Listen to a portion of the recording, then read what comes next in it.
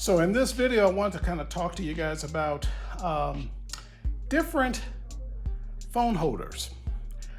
I came across two that I like, but one in particular I like more, and here's why. All right, so the first one here, I've had this one probably for a little while now, and it's a simple slip-on. You just slide your phone right in, locks in place. You get your phone calls, you get whatever you need.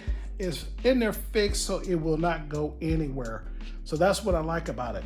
But if you notice, you see my screen? I can't see the road. So no matter how I adjust this thing up or down, I got this bar blocking it.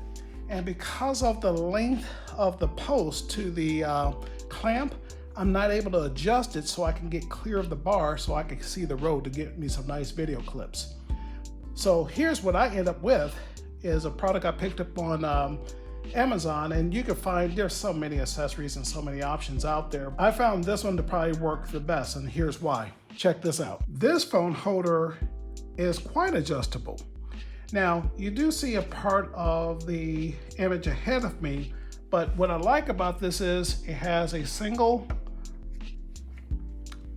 wing nut that I can actually adjust, and I can slip this bad boy straight up nice and tall, and that way I can get me a nice on shot of what's in front of me.